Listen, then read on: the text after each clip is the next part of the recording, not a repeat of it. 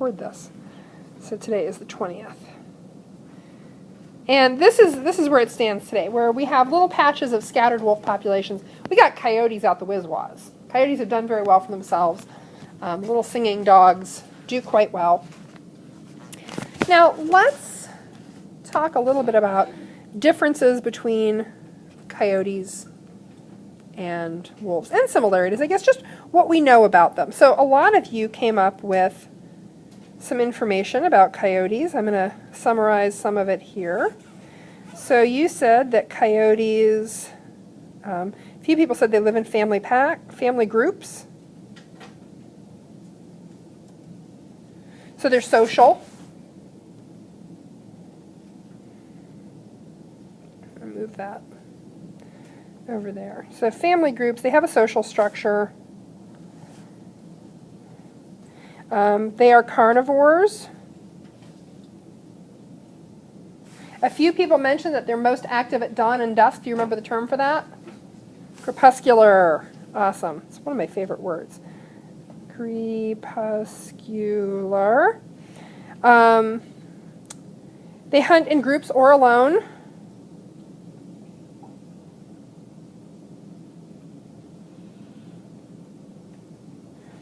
And I'll add to what you guys knew.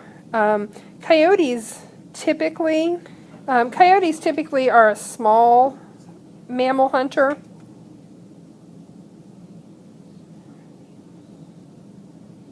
So small mammals are their preferred prey.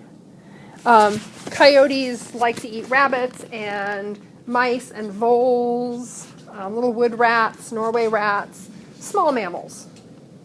These coyotes are not the ones who are going to take down a moose or an elk or a full-grown buck, whitetail buck. They tend to prey on smaller mammals preferentially. Okay, so that's stuff about the coyote.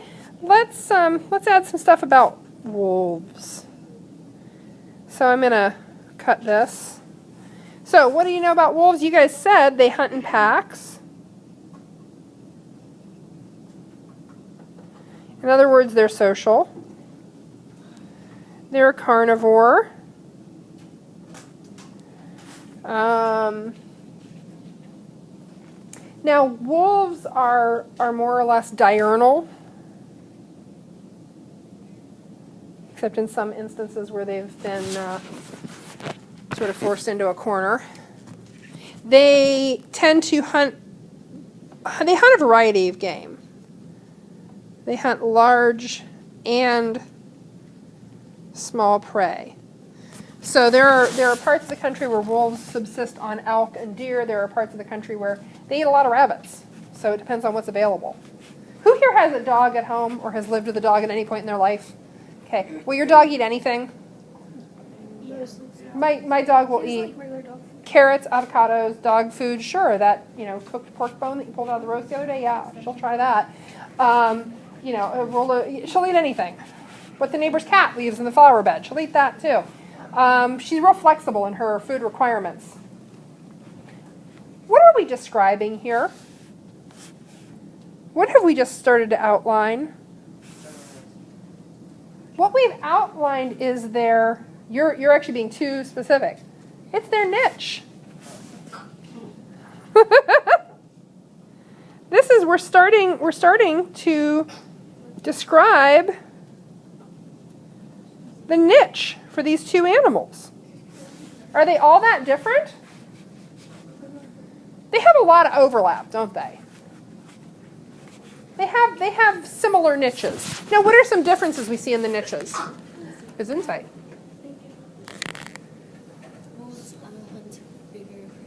Okay, so the wolves definitely we're seeing hunt larger prey in general. They can hunt smaller prey. Coyotes are kind of limited. What else do you see? Okay, wolves pretty much hunt exclusively in packs. Coyotes tend to hunt either singly or in small groups, like maybe a pair. And part of that's the size of the prey. Does it take a pack of animals to bring down a mouse?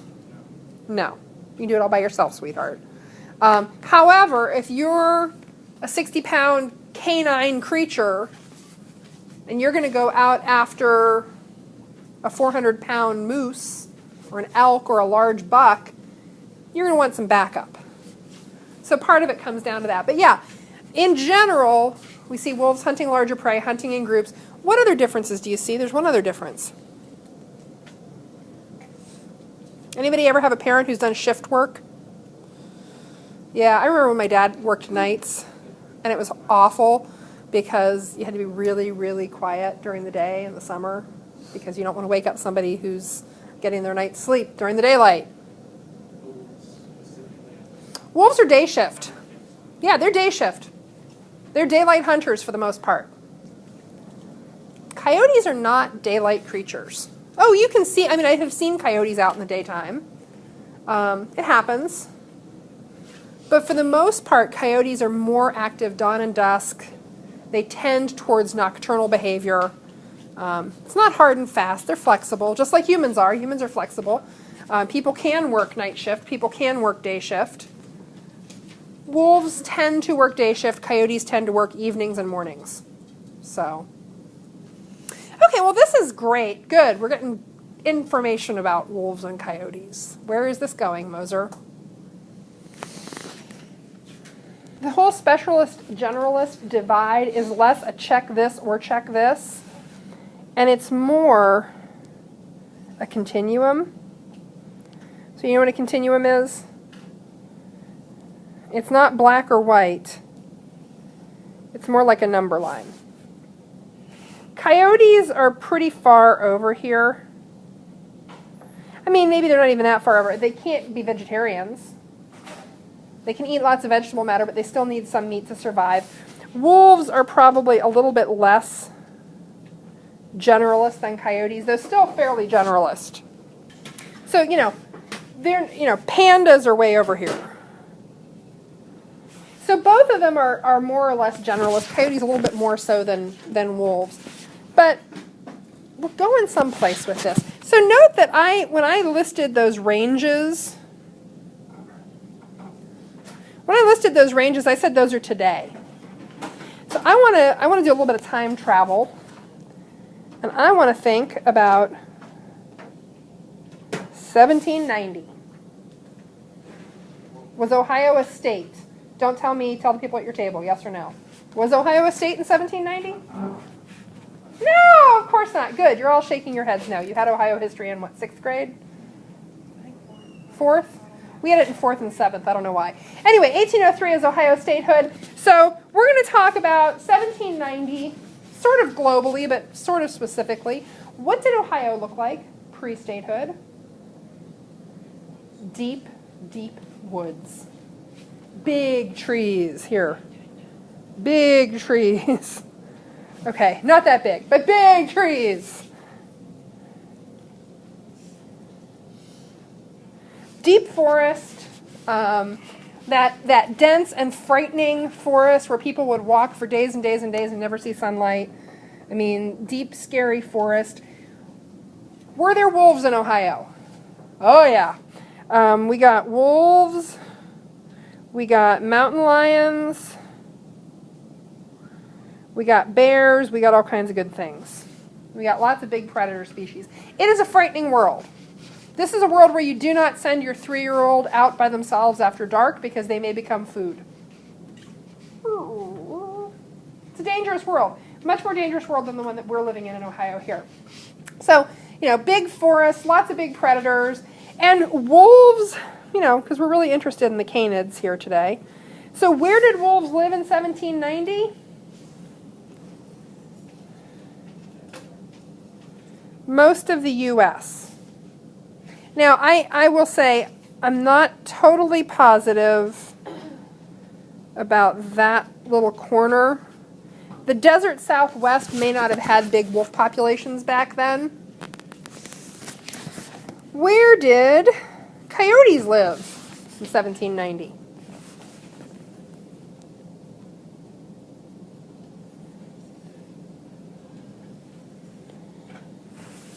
There's some overlap.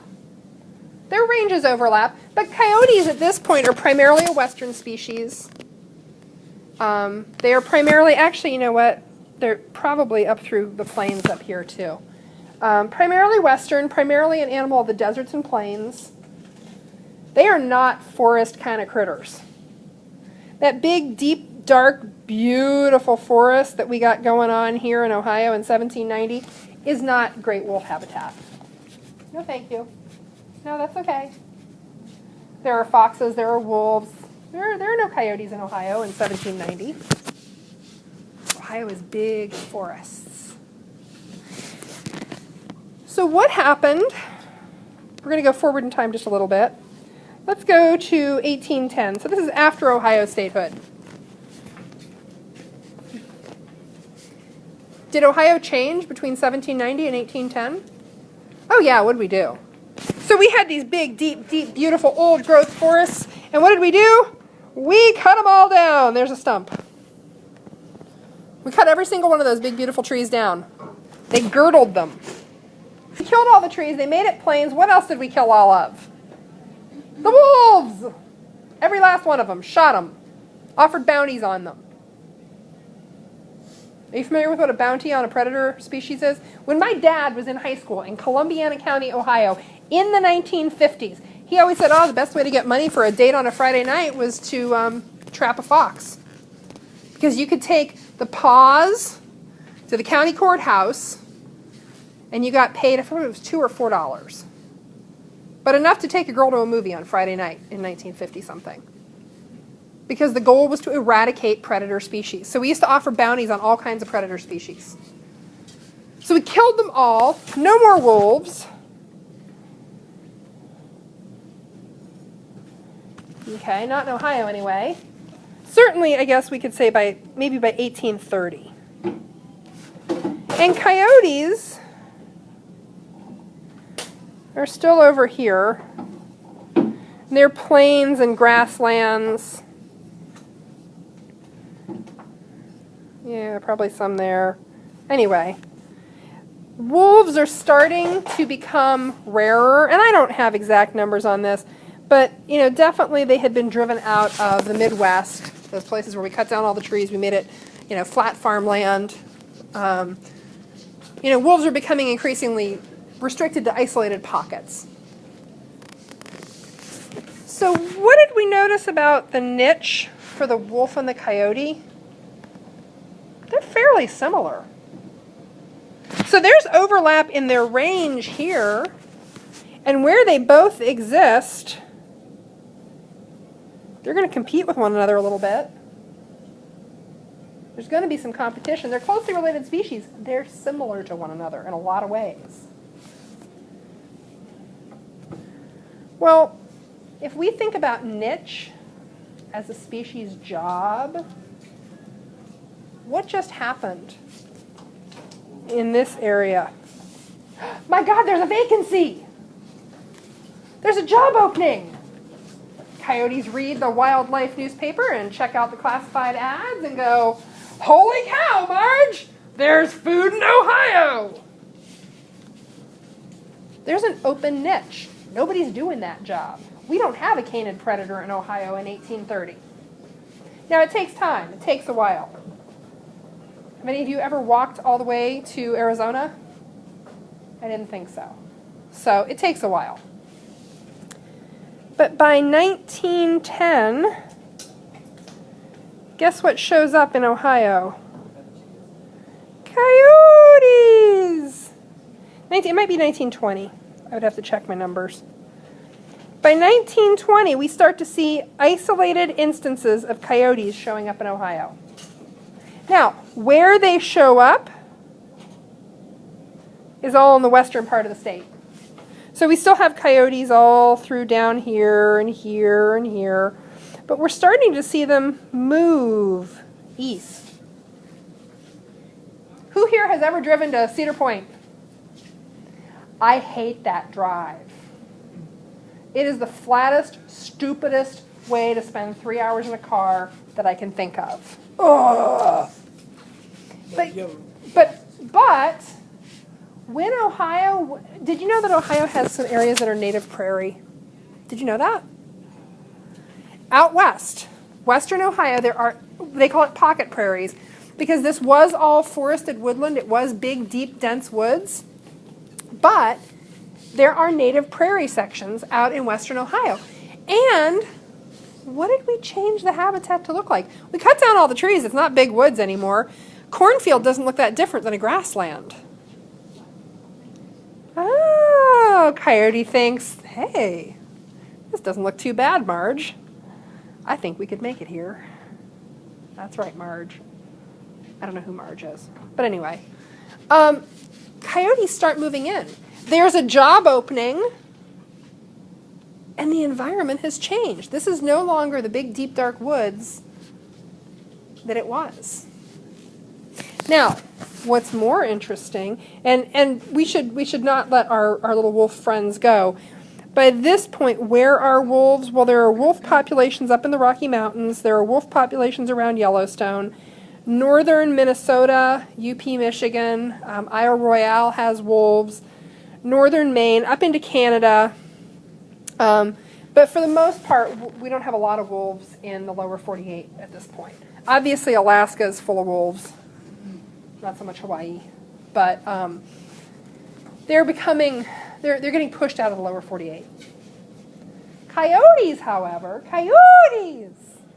those ultra generalists, are doing just fine. And that whole big niche that got opened up in the eastern U.S. when we killed off all the wolves, coyotes are like, yeah, I can do that. I can do that job. I can live there. Oh, I can totally live there. Come on, Marge! I don't know why the coyote's named Marge, but I like it. I can see the t-shirt now. Now, here's the interesting thing. Who here can visualize a 25-pound dog? Okay. Anybody have a 25-pound dog or been around a 25-pound dog? Okay.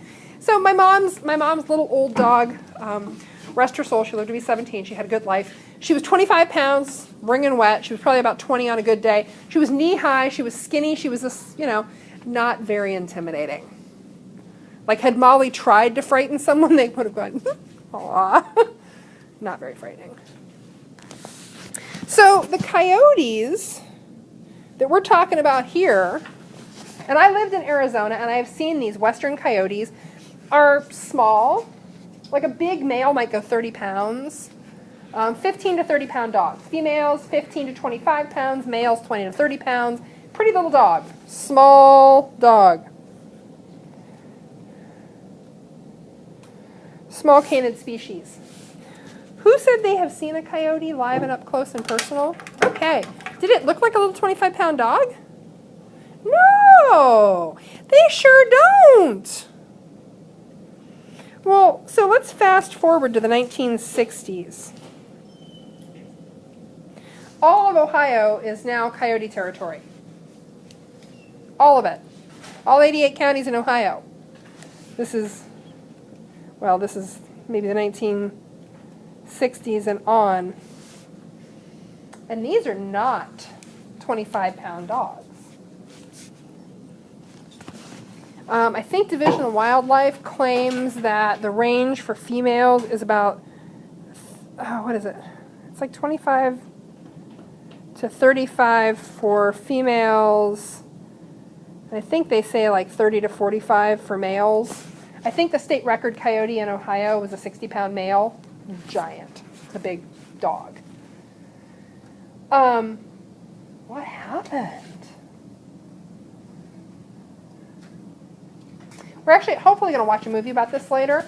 So what's interesting is they have done the DNA analysis. What did we say it takes for two things to be the same species? What do they have to be able to do? Think back. Talk at your table. What do they have to do? What do they have to be able to do to be considered the same species? Huh? Make babies! Make beautiful little babies! Make babies that can have babies. Yes? You got to be able to have fertile offspring. So, we have considered coyotes and wolves to be separate species, Canis latrans, Canis lupus. Here's the weird part. Sometime in the 1950s and 60s, there were some isolated populations of wolves who met up with some isolated populations of coyotes, and they made babies. Whoa. They got their out of species freak on, I guess. Am I allowed to say that? I don't know. They had sex with organisms that we wouldn't consider part of their species normally. And it worked. Every now and then it does. These are pretty closely related species. You don't see this with really distantly related species. These species are closely related enough. They still have the same number of chromosomes. Most of their genes line up. They made babies.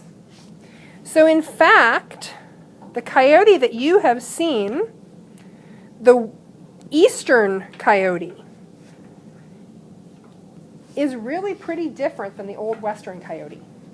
They have a lot of wolf DNA.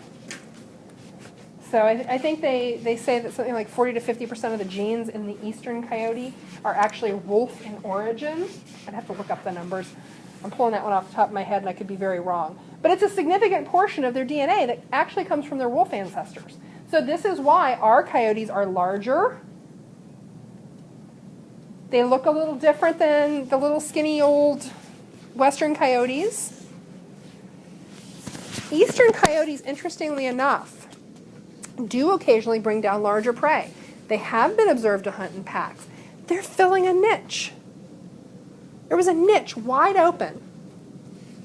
Pretty close to what they do already. They're pretty closely related to the species that vacated that niche. And they have done a beautiful job taking it over. Okay, here's what we're going to do. I'm going to give you, and I apologize, it's not as long as I thought, time to do your study guide. And tomorrow, I'll give you probably 30 minutes or so, and then we'll do some review stuff.